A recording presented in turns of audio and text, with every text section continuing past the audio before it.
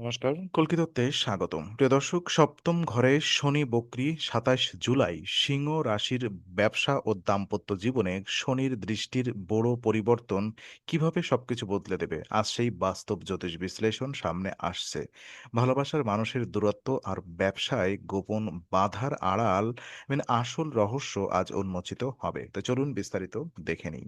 সপ্তম ঘরে বক্রী শনির পদধ্বনি এবং সিংহ রাশির রূপরেখা। দেখুন, সিংহ রাশির জাতক জাতিকাদের ব্যক্তিত্ব সাধারণ তেজস্বী, আত্মবিশ্বাসী এবং কিছুটা নেতৃত্বমুখী হয়, কিন্তু যখন শনিদেব আপনার জন্মছকের সপ্তম ঘরে বক্রী গতি লাভ করেন, তখন জীবনের পুরো চলচ্চিত্র বদলাতে শুরু করে। সপ্তম ভাবটি কেবল স্বামী বা স্ত্রীর সাথেই সম্পর্কিত নয়, এটি আপনার দৈনন্দিন সম্পর্কের সমীকরণ, ব্যবসায়িক অংশীদারিত্ব এবং সামাজিক ভাবমূর্তির আয়না। বক্রীগতি মানেই শনিদেবের শক্তি ও প্রভাবে এক অদ্ভুত তীব্রতা চলে আসে। এই সময় জীবনের গতি হঠাৎ থমকে দাঁড়িয়েছে বলে মনে হতে পারে। আপনি এতদিন যাদের পরম বিশ্বস্ত ভেবে এসেছিলেন, তাদের আচরণের পরিবর্তন আপনাকে গভীরভাবে ভাবিয়ে তুলবে। বক্রী শনি অতীতের অসমাপ্ত হিসাব কিংবা সমাধান না হওয়া কোনো বিবাদকে নতুন করে সামনে এনে দাঁড় করায়। এতে ভয় পাওয়ার কিছু নেই, কারণ শনিদেব আসলে সম্পর্কের মজবুরি পরীক্ষা করতে চান। সিংহ রাশির অহংকার বা জেদ যেখানে ঢাল হিসেবে কাজ করত, শনিদেব সেখানে আপনাকে বিনয়ী ও সতর্ক হতে শেখাবে। আর এই সময়ে প্রতিটি সিদ্ধান্তের পেছনে গভীর চিন্তাভাবনা থাকা দরকার। হুটহাট কোনো পদক্ষেপ নিলে বা অতিরিক্ত আবেগপ্রবণ হলে তার পরিণতি ইতিবাচক নাও হতে পারে। আর যে পথটি আপনি সোজা ভাবছিলেন, সেখানে কুয়াশায় আস্তরণ জমা হচ্ছে। ঠিক এই কারণেই বুঝতে হবে কিভাবে সপ্তম ঘরের এই অবস্থান প্রথম দৃষ্টির মাধ্যমে সরাসরি আপনার নিজের অস্তিত্বে আঘাত হানছে। নবম ঘরে শনির তৃতীয় দৃষ্টি, ভাগ্য, উচ্চশিক্ষা এবং বিশ্বাসের সংকট। দেখুন, সপ্তম ঘর থেকে বক্রী শনির প্রথম শক্তিশালী দৃষ্টি অর্থাৎ তৃতীয় দৃষ্টি সোজা গিয়ে পড়ে আপনার নবম ঘরে। জ্যোতিষশাস্ত্রে নবম ঘরকে ভাগ্য, ধর্ম, দূরভ্রমণ এবং গুরুজনের স্থান বলা হয়। শনির এই দৃষ্টির কারণে মনে হতে পারে যে ভাগ্য হঠাৎ করেই আপনার সাথে লুকোচুরি খেলছে। অনেকদিন ধরে আটকে থাকা কোনো স্বপ্ন বা গুরুত্বপূর্ণ পরিকল্পনা শেষ মুহূর্তে এসে বাধাগ্রস্ত হতে পারে। উচ্চশিক্ষার চেষ্টা করছেন এমন শিক্ষার্থীদের জন্য একাগ্রতা ধরে রাখা কিছুটা কঠিন হয়ে উঠবে। কাজের প্রয়োজনে কোনো দূরযাত্রার আয়োজন করলে সেখানে অনভিপ্রেত বিলম্ব বা জটিলতা তৈরি হতে পারে। তবে সবচেয়ে বড় প্রভাবটা পড়ে মানসিকভাবে। নিজের বিশ্বাস ও জীবন দর্শনের উপর থেকে আস্থা হারাতে শুরু করে মন। ধর্মীয় বা সামাজিক কাজে আগের মতো উদ্দীপনা খুঁজে পাওয়া যায় না। প্রবীণ অভিভাবক বা পিতৃস্থানীয় কোনো ব্যক্তির সাথে মতের অমিল দেখা দিতে পারে, যা মানসিকভাবে আপনাকে বেশ চাপে রাখবে। বক্রী শনির এই দৃষ্টি কিন্তু ভাগ্যকে একেবারেই রুখিয়ে দেয় না, বরং এটি আপনাকে শেখায় যে অন্ধ ভাগ্য বিশ্বাসের চেয়ে নিজের কঠোর পরিশ্রম কতটা বেশি মূল্যবান। সিংহ রাশির জাতক জাতিকাদের আত্মমর্যাদাবোধ অনেক বেশি, তাই ভাগ্য সঙ্গ না দিলে ভেতরে এক ধরনের শূন্যতা তৈরি হয়। পরবর্তী আমরা আমাদের আলোচনা করতে হবে যে এই মানসিক চাপের মধ্যেও কিভাবে শনির সপ্তম দৃষ্টি আপনার সরাসরি নিজস্ব ব্যক্তিত্ব এবং জীবনের আসল কেন্দ্রবিন্দুতে স্পর্শ করে। তো দেখুন, লগ্ন তথা প্রথম ঘরে শনির সপ্তম দৃষ্টি আত্মপরিচয়, মানসিক চাপ এবং স্বাস্থ্যর ক্ষেত্রে। সপ্তম ঘরে বসে বক্রী শনি যখন সোজা সপ্তম দৃষ্টি দিয়ে আপনার লগ্ন বা প্রথম ঘরকে দেখেন, তখন তার সরাসরি প্রভাব পড়ে আপনার নিজের ওপর। লগ্ন হলো আপনার শরীর, মেজাজ, স্বাস্থ্য এবং সিদ্ধান্ত নেওয়ার ক্ষমতার প্রতীক। আর সিংহ রাশির অধিপতি সূর্য, যার সাথে শনিদেবের সম্পর্ক জ্যোতিষশাস্ত্রীয়ভাবে বৈরী। ফলে এই দৃষ্টির প্রভাবে শরীরের তেজ ও উদ্দীপনায় কিছুটা ভাটা পড়তে পারে। কারণ ছাড়া অলসতা, শারীরিক ক্লান্তি কিংবা মাথা ও চোখের নানা সমস্যা আপনাকে বিরক্ত করতে পারে। মানসিক স্তরে এক ধরনের অহেতুক ভয় বা বিষণ্ণতা কাজ করতে শুরু করবে। নিজের ক্ষমতা নিয়ে নিজেই সন্দেহ করতে শুরু করতে পারেন, যা সিংহ রাশির জন্য বেশ অস্বাভাবিক। সাধারণত কোনো সিদ্ধান্ত নিতে গেলেও মনে হবে যেন কোনটা সঠিক আর কোনটা ভুল তা স্পষ্ট বোঝা যাচ্ছে না।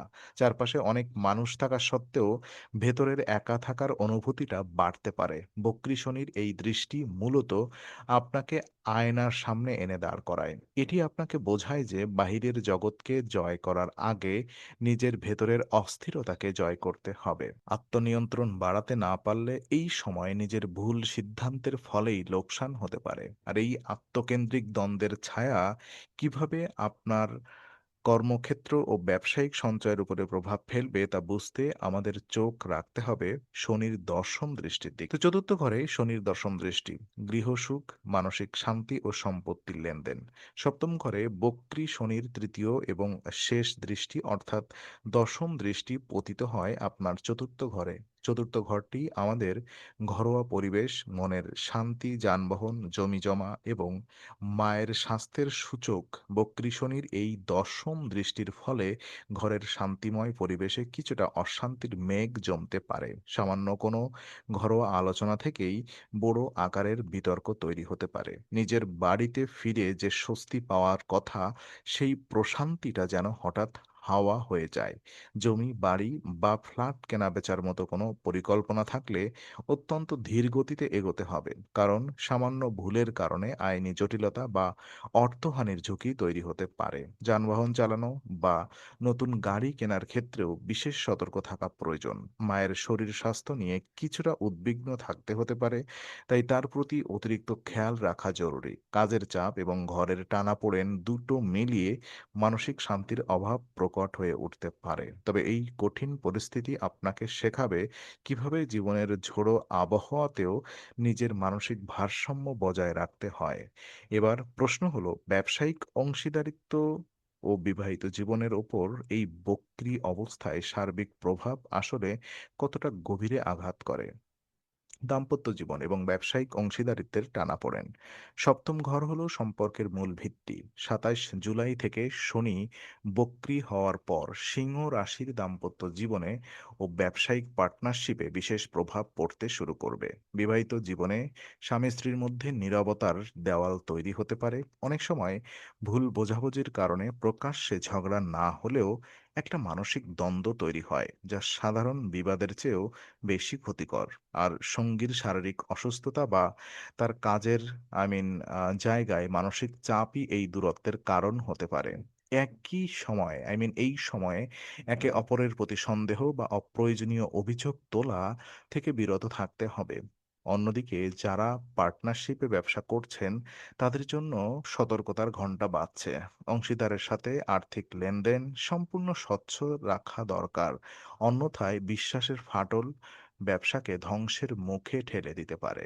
আর নতুন কোনো চুক্তিতে সই করার আগে প্রতিটি শর্ত ভালো করে পড়ে নেওয়া অত্যন্ত বুদ্ধিমত্তার কাজ হবে।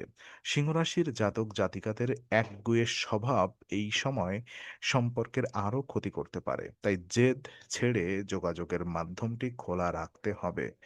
শনির উদ্দেশ্য শাস্তি দেওয়া নয়, বরং ভুল মানুষকে চিনে নেওয়া এবং খাঁটি সম্পর্কগুলোকে সারা জীবনের জন্য শক্ত ভিতের উপরে দাঁড় করানো। আর মহাজাগতিক মুক্তি, সমাধান এবং সঠিক পথ চলা কিভাবে হবে? দেখুন, বক্রী শনির এই জটিল প্রভাব থেকে রক্ষা পেতে সিংহ রাশির জাতক জাতিকাদের জন্য কিছু বাস্তবসম্মত ও কার্যকর আধ্যাত্মিক উপায় রয়েছে। শনিদেব সর্বদা সত্য, পরিশ্রম এবং ন্যায়ের পক্ষ নেন।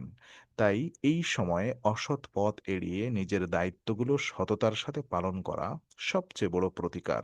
প্রতিদিন সকালে বা সূর্যোদয়ের সময় শিবলিঙ্গে জল ঢালা এবং ওম নমঃ শিবায় মন্ত্র জপ করা আপনার মানসিক বল বহুগুণ বাড়িয়ে দেবে।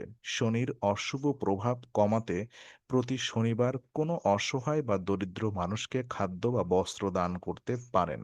আর বাড়িতে পরিষ্কার পরিচ্ছন্নতা বজায় রাখা এবং বয়স্ক ব্যক্তিদের সম্মান করা শনিদেবকে সন্তুষ্ট করার একটি সহজ পথ। আর দাম্পত্য জীবনের দূরত্ব কমাতে প্রতিদিন সন্ধ্যাবেলায় ঘরের উত্তর পূর্ব কোণে একটি ঘি এর প্রদীপ জ্বালানো শুভ বলে মনে করা হয়।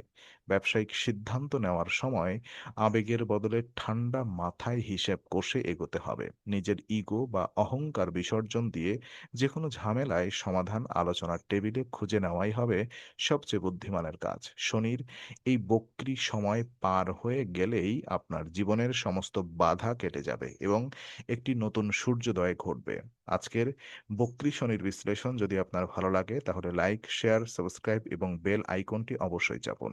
কল্কিতত্ত্বে আমরা নিয়মিত বিশ্লেষণ নিয়ে আসি। আগামী সিংহ রাশির রাশিফল পেতে কল্কিতত্ত্বের সঙ্গেই থাকুন।